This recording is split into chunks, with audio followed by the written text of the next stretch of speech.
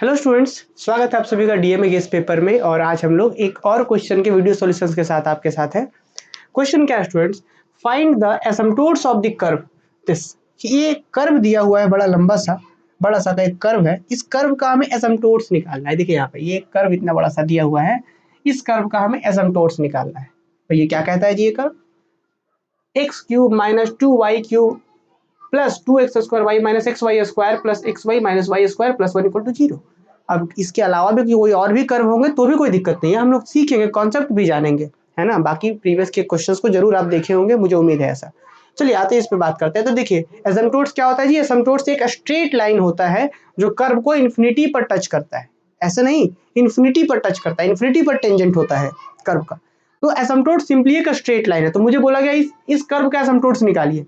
तो हम क्या कर रहे हैं, लिखेंगे। चूंकि एसिम्पटोट से एक स्ट्रेट लाइन होता है तो हम बोल देते हैं कि इसका चलिए एसिम्पटोट जो है वो y equal to mx plus c है, क्योंकि y equal to mx plus c क्या है? एक स्ट्रेट लाइन का जनरल इक्वेशन होता है।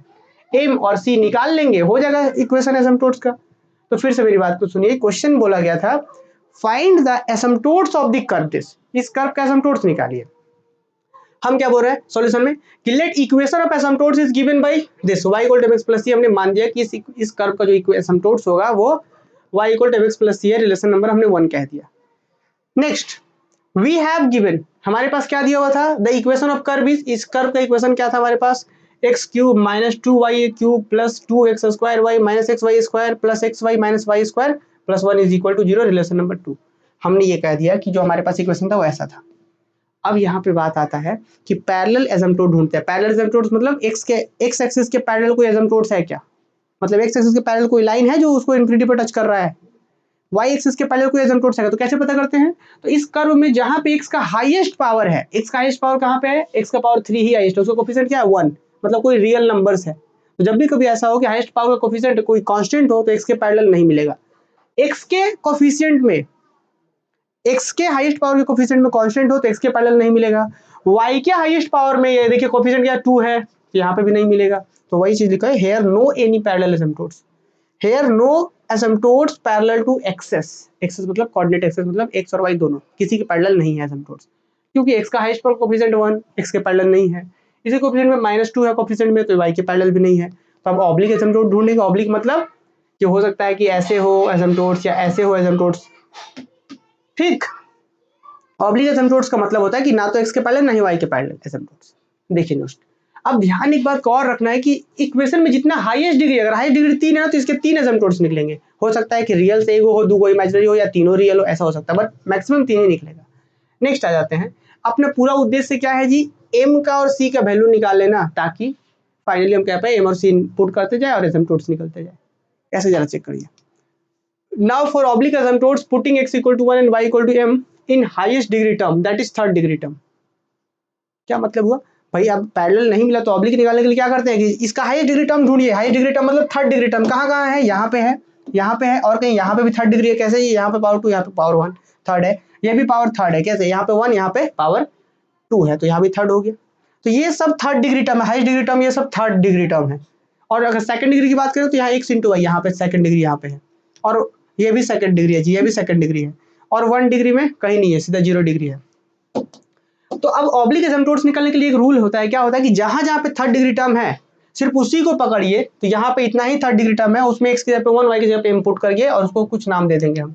तो लिखा है हमने कि now for oblique asymptotes putting x equal to 1 and y equal to m in third degree term, that is in the term x cube, ये भी थर्ड डिग्री था, 2 minus 2y cube 2x square y minus x y square, यही इतना ही third था of the given curve.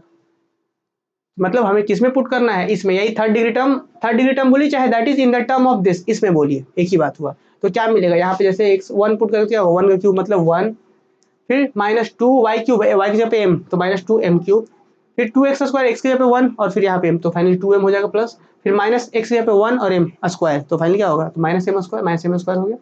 तो इसको हम चूंकि थर्ड डिग्री टर्म था तो इसको 5-3m से डिनोट कर दे रहे हैं। क्लियर? इसको क्या डिनोट कर रहे हैं? 5-3m। तो हमने सबसे पहला स्टेप हुआ कि हाईएस्ट डिग्री टर्म जहाँ पे था, थर्ड वाला हाईएस्ट था, तो उसमें हम x की जगह पे 1, y की जगह पे x की जगह पे 1, y की जगह पे m पुट करके फंक्शन लिख दिए, 5-3m बना दिए। नेक्स्ट आए हम आगे बढ़े और इसी चीज को तुरंत डिफरेंशिएट भी कर लेते हैं, आगे जरूरत पड़ता है फॉर्मूला में, c का वैल्यू निकालने में, m का वैल्यू निकालने में जरूरत पड़ता है आगे।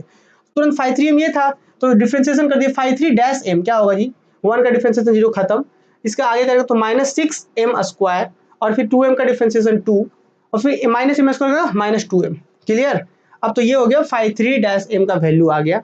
अब सिमिलरली जिस तरीके से हमने थर्ड डिग्री टर्म में पुट करा था, अब सेकंड डिग्री टर्म में पुट करेंगे। कहाँ है सेकंड डिग्री, तो यही दो जगह सेकंड डिग्री है, ये दो जगह सिर्फ सेकंड डिग्री है। तो यहाँ पे 1 और यहाँ पे m, तो क्या होगा सिर्फ m minus m square, m minus m square आ रहा है यहाँ पे, क्या होगा तो 5 2m बराबर m माइनस एम स्क्वायर। अब इसका भी डिफरेंशिएशन कर लेते हैं, तो m का डिफरेंशिएशन 1 m के ही रिस्पेक्ट में करते हैं यहाँ पे, m स्क्वायर का डिफरेंशिएशन माइनस 2m, ये आ गया। अब बात क्या करते हैं स्टूडेंट, ये तो ठीक हो गया, m आ गया, हमने ये 5 3m 5 3 dash m 5 2m 5 2 dash m निकाल लिया हमने। कैसे निकाले आप समझ पा रहे हैं।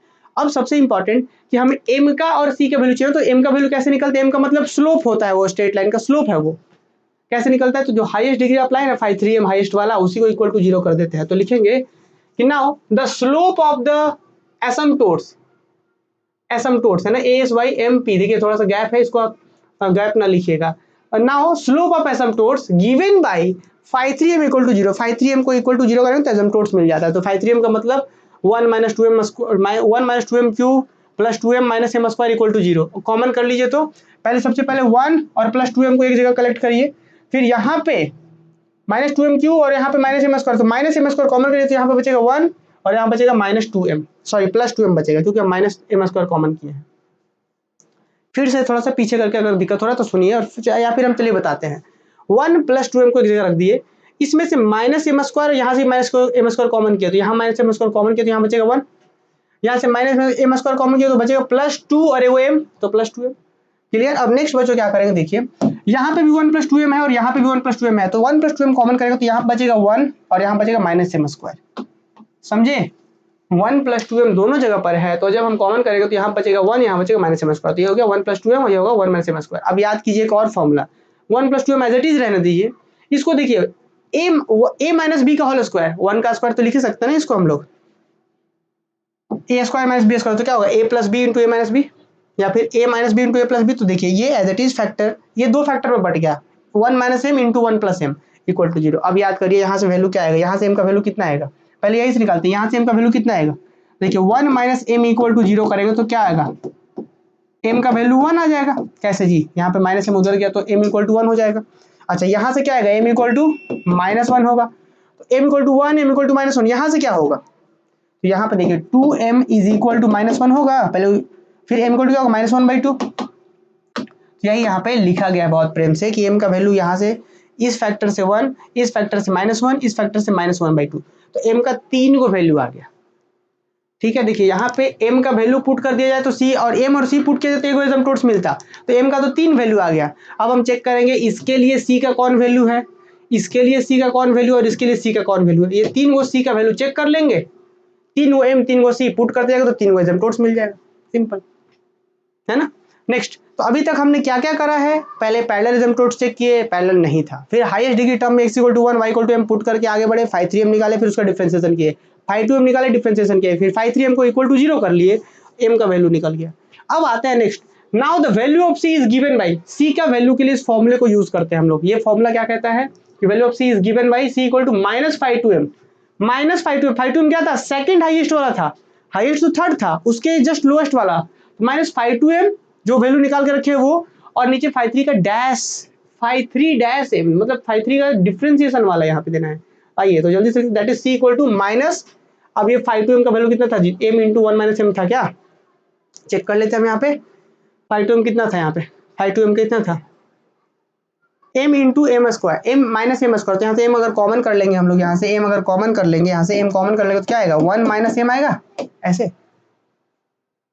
और एक फॉर्मूला से वहाँ पे माइनस था, देखिए m into M minus 5 2m का वैल्यू है, m into 1 minus m 5 2m का वैल्यू है, और ये माइनस कहाँ से, ऊपर वाला फॉर्मूला का, और ये 5 3 डैश m का वैल्यू क्या था जी, minus 6m square plus 2 minus 2m, ये सब 5 3 डैश m डिफरेंशिएशन के बाद वो थर्ड वाले का आया था ये। नेक्स्ट बच्चों क्या कर लेंगे, इस माइनस को हम चाहे तो अंदर पुट कर लेते हैं, या फिर रहने ही दीजिए माइनस को, कोई दिक्कत नहीं है, वो बाहर ही रहने दीजिए। अब हमें पता है m का 3 को वैल्यू है, तो लिखिए कि व्हेन m इक्वल टू 1, कि जब यहाँ m इक्वल टू 1 होगा, जब यहाँ m इक्वल टू 1 होगा तो यहाँ भी 1 होगा, और यहाँ 1 का स्क्वायर होगा, यहाँ पे 1 होगा, यही ना होगा, तो माइनस 1 1 माइनस 1, सॉरी हम्म। तो अच्छा सॉरी, यहाँ पे देखिए, हाँ ऑब्वियस बात है कि जब m इक्वल टू 1 होगा तो यहाँ पे 1, यहाँ पे 1, तो जैसे 1 माइनस 1 होगा तो 0 हो जाएगा, तो 0 इंटू समथिंग सबको खत्म करके 0 कर देगा। तो जब m इक्वल टू 1 तो c का वैल्यू 0 कर देगा, नहीं कर देगा, 0 इंटू समथिंग 0 कर देगा। तो एक तो वैल्यू आ गया कि जब m इक्वल टू 1 तो c इक्वल टू 0, एक एसिम्प्टोट्स निकल जाएगा, y equal to mx plus c, m की जगह पे 1, c की जब 0 पुट कीजिए, एक एसिम्प्टोट्स निकल जाएगा। दूसरा कि जब m इक्वल टू -1 होगा तो यहाँ पे आप -1 पुट करके देखिए, यहाँ पे m जब -1 पुट करिए, यहाँ पे -1 पुट करिए, तो क्या होगा जी, माइनस ऑफ -1 +1, तो 1 + 1 2, और यहाँ पे 1 -1 +1, तो ऊपर में 2 हो जाएगा, और नीचे में सॉल्व करिए तो फिर नीचे में भी -2 आएगा। देखिए माइनस ऑफ -2 और यहाँ पे ये, तो फाइनली जब सॉल्व होगा तो -1 आएगा। तो जब m equal to -1 then c equal to -1 solve किया गया है। फिर उसके बाद जब m इक्वल टू -1/2, जब यहाँ पे आप -1/2 पुट करेंगे, यहाँ पे फिर -1/2 पुट करेंगे, यहाँ पे -1/2 का होल स्क्वायर होगा, सब यहाँ पे बताया गया है, तो इसका आंसर आएगा 1/2। तो फाइनली 3 गो m के लिए 3 गो c आ गया। तो नेक्स्ट लिखेंगे putting the corresponding value of m and c the equation of asymptotes are. Equation of asymptotes क्या होगा, पहला y equal to mx plus c, m की जगह पे 1, c की जगह पे 0, 1 था तो c 0 था, करस्पॉन्डिंग वैल्यू भी पुट करना है, तो क्या हो जाएगा y इक्वल टू x, मतलब 0 का तो कोई महत्व नहीं, तो this is the first asymptotes, this is our first asymptotes. First asymptotes ये हो गया है, y इक्वल टू x का स्ट्रेट लाइन होता है, फर्स्ट एसिम्प्टोट्स हो गया वो। अब जब m -1 तो c भी -1, तो क्या होगा, इधर से गया तो ये हो जाएगा y माइनस एक्स, इधर जाएगा तो प्लस एक्स, और माइनस 1 तो +1, तो y plus x, sorry x plus y plus 1 equal to 0, तो this is our second asymptotes. यहाँ पे भी छोड़ सकते थे बट इसको हम सिंप्लीफाई कर ले रहे हैं। अब फिर -1/2 m पुट कर रहे थे तो c का वैल्यू 1/2 आ रहा था, तो ये हो गया -1/2 x, इधर ले आएंगे तो क्या होगा y प्लस, समझ रहे हैं यहाँ पे क्या हो जाएगा, यहाँ पे इसको थोड़ा सा सिंप्लीफाई कर सकते हैं, दैट इज इसको देखिए इसको कैसे सॉल्व किया गया है, y रहने दीजिए, उधर से इधर लेके आइए तो क्या होगा प्लस 1/2x होगा, 1/2x होगा, देखिए इधर से माइनस और फिर प्लस क्या 1/2 होगा, दिस इज इक्वल -1/2 होगा, ये -1/2, दिस इज इक्वल टू 0। कैसे किए गए समझे आप, ये y रह दीजिए, इधर से -1/2 इंटू एक्स, तो इधर +1/2 x होगा, इधर +1/2, इधर -1/2, एलसीएम लीजिए तो जल्दी से कितना आएगा, यहाँ पे एलसीएम लेंगे तो आपका 2 आएगा, यहाँ पे 2 टाइम्स ऑफ y हो जाएगा, यहाँ पे प्लस का x होगा, प्लस -1 होगा, दिस इज इक्वल टू 0। इस 2 को भेज दिए इधर 0 के साइड, तो क्या होगा 2y plus x minus 1, 2y plus x minus 1 equal to 0, तो this is the required asymptotes. तो ऐसे करके निकाला गया है यहाँ पे, ठीक है। तो मुझे उम्मीद है कि अब आप लोग बहुत अच्छे से समझ रहे होंगे इन सब चीजों को। तो this is our third asymptotes, तो यही हमें 3 गो एसिम्प्टोट्स निकालना था, ठीक, ये बात का ध्यान रखना है। तो इस क्वेश्चन में क्या पूछा गया था जरा, अच्छा एक चीज़ और जानकारी दे दें कि आप लोग अपने अगले सेमेस्टर्स की तैयारी हमारे साथ जुड़कर कर सकते हैं। ऑनलाइन क्लासेस बहुत बेहतर तरीके से क्लासेस चलाया जा रहा है, आप लोग भी जुड़ सकते हैं। चलिए फिलहाल इस क्लास में इतना ही, बाकी मिलेंगे अगले क्लासेस में किसी और क्वेश्चन के वीडियो सोल्यूशंस के साथ। तब तक आप लोग अपना ध्यान रखिए और बहुत अच्छे से रिवीजन करिए। Thank you.